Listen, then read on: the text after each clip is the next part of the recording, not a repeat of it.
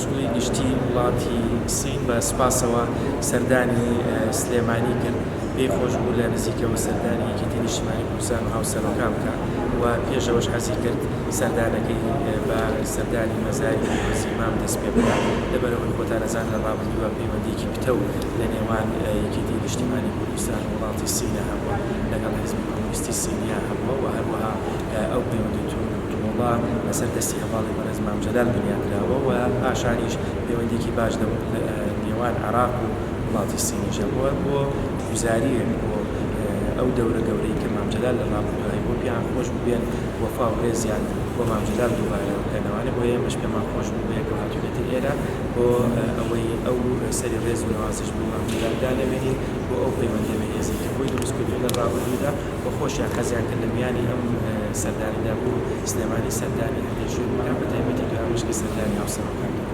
Thank you. Today I'm very happy to come to the beautiful city of Soleimani.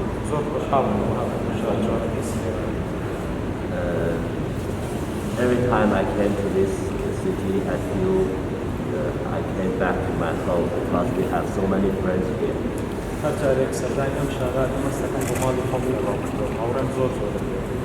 So, you know, Mam Jalal is an old friend of China.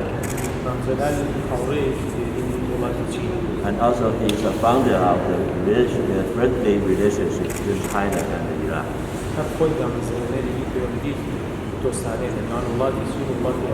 So the first program after I arrived in Soleimani, I paid a visit here to express our respect to our old friend Mam Jalal.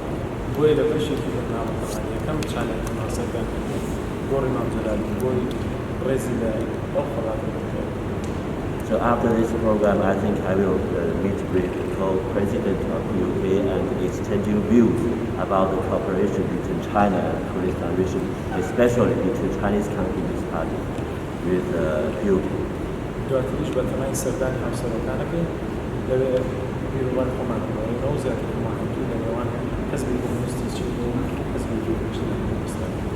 And thank you to my friend Mr. Suran, the head of the international relationship of the UK,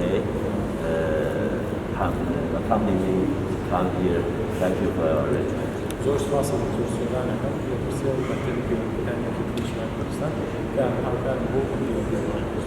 Thanks a lot.